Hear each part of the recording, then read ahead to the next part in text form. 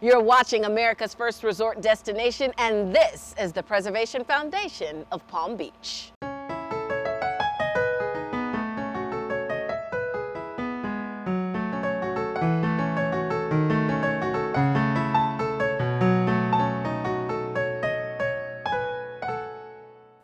Joining me now is Amanda Schuyler from the Preservation Foundation of Palm Beach. Thank you so much for being here. Thank you so much for having me. Well, this is a beautiful building and facility. Tell us about this place. So the Preservation Foundation was founded in 1980, and there were a group of citizens that were concerned about some of the development that was happening here and the loss of a lot of the historic estates that were built here in the 1920s. At the time, in the late 70s, these estates were being demolished. The land was being subdivided. Many of them were constructed on lake-to-ocean tracks, and there was a lot of opportunity to redevelop that land. And some of the estates, for instance, like Cielito Lindo, which is today located on Kings Road, was actually cut into individual homes. And if you drive down that street today, you're driving through where the living room originally was located. There is an incredible history here because of the people that have come here over time and used it as a resort destination. These are, leaders of industry from all over the country that have come to this one small, tiny island since really the 1890s when Henry Flagler first built his hotels here.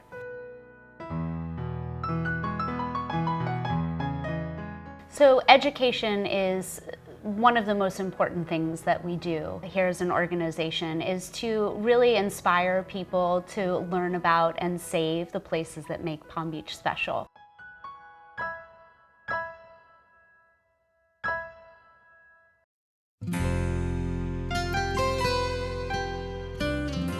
We have educational programming, we have lectures, we have exhibitions like the one behind me that you can see here on Marion Sims Wyeth, who is an architect whose architectural collection we hold in our archives. And our archives are a wonderful resource for the community to learn about individual buildings and the architects that really created the built environment that we know today. We also have the Little Red Schoolhouse, which is the oldest one-room schoolhouse in Southeast Florida. It was built in 1886, and we have 4,000 students from all over Palm Beach, Martin, and Broward counties that come and visit the schoolhouse and recreate a mini school day in the 1890s. Oh. They dress up in period garb, they pack a pioneer-era lunch, and it's really just an amazing experience for them to imagine a time before there was electricity, especially when you think about the technology that we have in the classroom today.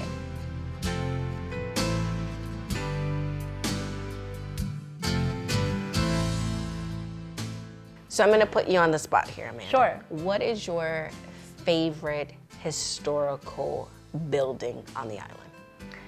Well, I have to say that I'm definitely preferential to Seagull Cottage.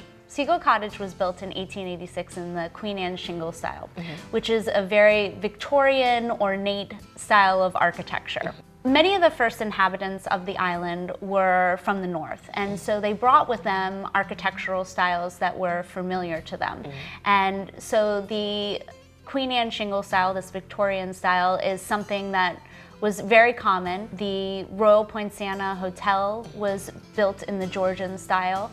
So very formal architectural styles that we don't really associate with Palm Beach today because we primarily think of the Mediterranean Revival style, which was introduced by Addison Meisner. And many people think that, Henry Flagler was the first person to envision this area as a resort destination, but there were actually people coming here and building vacation homes before Henry Flagler even arrived.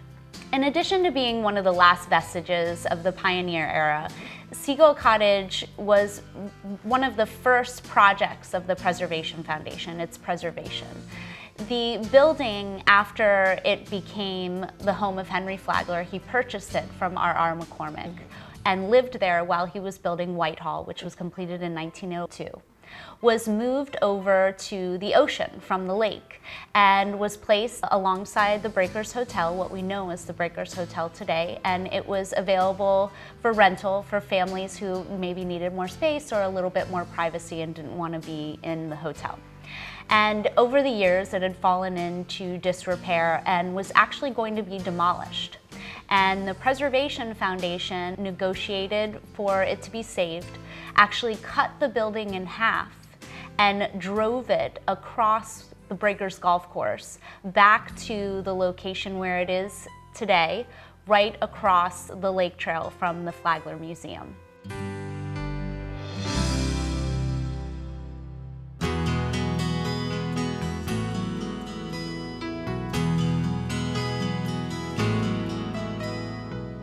Our formal mission statement is to preserve the architectural and cultural heritage and unique scenic quality of the town of Palm Beach. And Palm Beach is the beautiful place that it is because of the natural environment. And that's really the reason why people originally came here. And this is a very fragile barrier island. And originally, when it was first inhabited, it was populated with plants native to Florida. And that is a big part of what we provide education on today as an organization. Just outside these doors from where we're sitting right now is Pan's Garden, which is another project of the Preservation Foundation that we completed in 1994. And it's actually Florida's first all-native botanical garden. It's a 1/4 acre garden that is broken up into 2 distinct areas that represent the ecosystems of Florida. We have the upland area and the wetlands area. If you visit Pan's Garden, you'll find that it's a living library of diverse and beautiful plant species that really reflect the original landscape that the first settlers to Palm Beach encountered. Hi, I'm Susan Lerner. I'm the Director of Horticulture here at the Preservation Foundation of Palm Beach.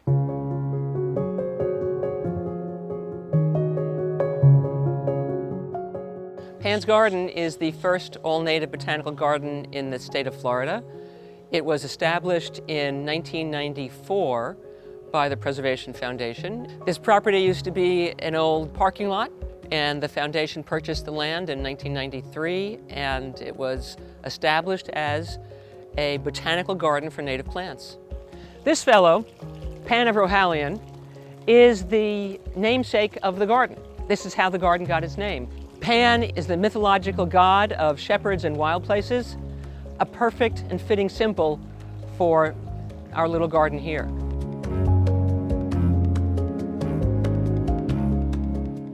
Roughly 250 species of native plants inhabit this garden, and just about half of them are actually native to this barrier island, to the island of Palm Beach.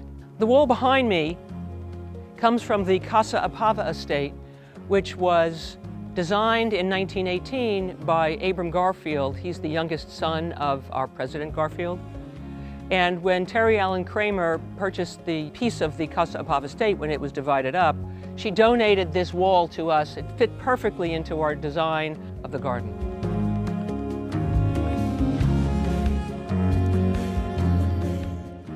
In this day and age, when there's a lot at stake in the survival of our planet, there are basically 2 ways to plant a garden. There's the egocentric way to plant a garden, and there's the ecocentric way to plant a garden. The ecocentric way to plant a garden includes me and you. It includes the butterflies, the birds, all the little critters that go up to make a really lush and important habitat. If we plant only egocentrically, and we're only planting the things that we think are pretty or look beautiful, those plants are not enough to keep the planet going. Insects and birds evolved with the plants that we have, that are native to this area, to every area all around the earth. So if we start to import plants from all over the world, we lose our insect populations. It's just in small ways. It's just by planting native plants that this difference can be made. We really love our little garden here. And while it's not a habitat restoration by any means, it is representative of the habitats that would have been here in the Palm Beaches centuries ago. You can get a feel of the native plants from the days of Flagler right here just a block north of Worth Avenue. So when you visit the Palm Beaches, bring a book or bring your lunch and spend a few minutes or an hour here at Pan's Garden. We'd love to see you.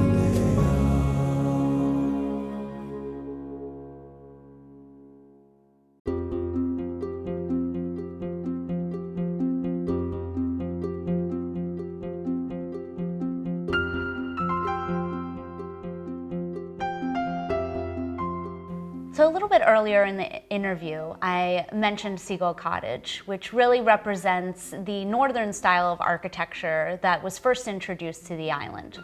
We see a huge sea change in the built environment of Palm Beach with the introduction of the Mediterranean revival style by Addison Meisner. Addison Meisner first came to Palm Beach with Paris Singer, and his very first commission was the Everglades Club, which opened in 1919.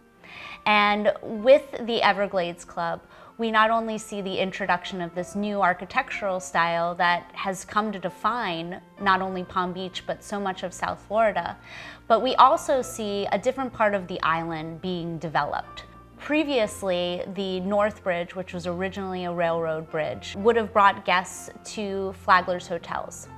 With the development of the Everglades Club, we've now moved further south, and we see the development of Worth Avenue, which today is known as a world-class shopping destination. So Addison Meisner designs the Everglades Club in 1919, and the early members of the club are just enamored with it. It's designed in a way that's so well suited to the environment and truly embraces the indoor-outdoor lifestyle that Palm Beach is known for. And so we now see the center of social life transitioning from the hotels to private clubs and private residences. In 1924, Addison Meisner designs Via Meisner, which today is just this incredible transportive space that you really feel like you're walking in a small Mediterranean village when you visit. In Via Meisner is Villa Meisner, his personal residence, which was a huge tower that the top floor was his studio, and you can just imagine him looking out over his kingdom, over the island, and it being one of the tallest buildings at the time. And just next door was also his office, where he would meet with clients, and the courtyard there was used as a showcase to display the various products that he offered through Meisner Industries, which created all sorts of things from cast stone to wrought iron balustrades and chandeliers, beautiful hand-glazed tile, the Meisner tiles that we see.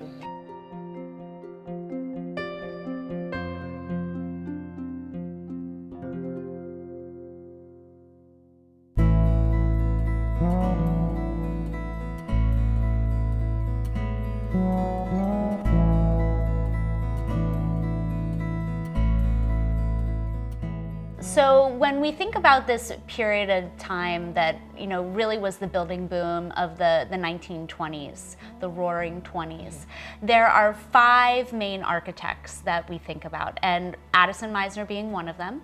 Then we have Marion Sims Wyeth, Maurice Facio, John Volk, and Howard Major. And Wyeth, which many people I don't think realize, arrived right about the same time that Meisner did, just about a year afterwards. He was commissioned to design the first Good Samaritan Hospital, and one of his notable properties that he designed is just east of the Everglades Club. It's called Hogarcito, and it's on this little jewel of a street called Gulfview Road that he really envisioned himself and developed with Marjorie Merriweather Post and E.F. Hutton. Hogarcito was built in 1921, and it was Marjorie Merriweather Post's first home here on the island before she built Mar-a-Lago. In addition to Meisner and Wyeth, Maurice Bosio was another influential architect who worked here on the island. The Chase residence, which he designed in 1928 for his future mother-in-law, is a wonderful example of his work. It's designed in the French Normandy style, which was another style popularized in the North that was brought here. And it's just an incredible fairy tale-like structure that you can imagine him designing with his future bride-to-be in mind, with a tower where she could work on her novels. I gotta talk to my husband, man, because listen. No, real talk.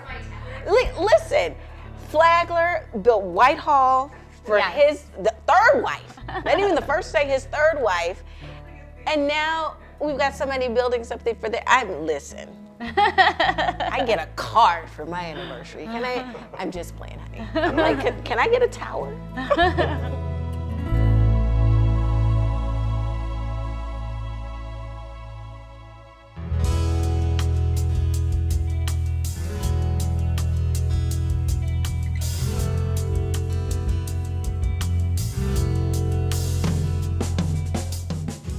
Many architects who worked on the island embraced the Mediterranean Revival style because it was adapted from architectural styles that share a similar climate with South Florida.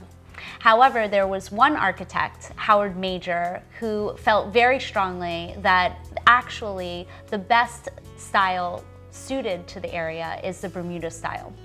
And a great example of his work in the Bermuda style is Tarpon Island, which was built in 1939.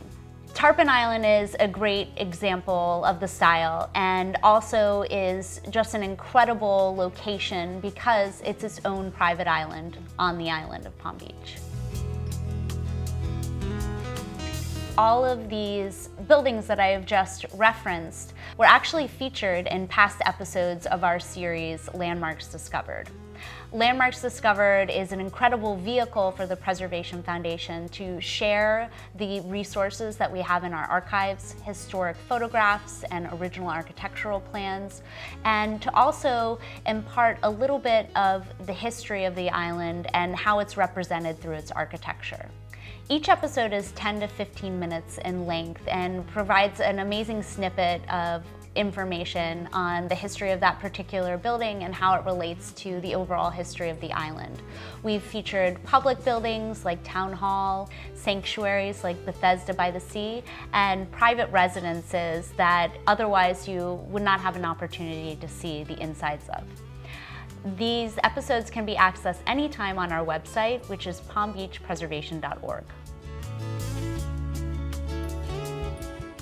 Amanda, thank you so much for joining us to tell us all about this island. I know there's so much more you could tell us about the island, particularly in regards to the architecture, but many people think of Palm Beach as a resort destination. In fact, many call it America's first resort destination. What are your thoughts about that? Well, I definitely think that Palm Beach itself is one of the first areas that was developed as a resort destination in mind. Certainly when Henry Flagler platted both the island and West Palm Beach, he intentionally kept commerce on the other side of Lake Worth so that this could be really a destination for leisure.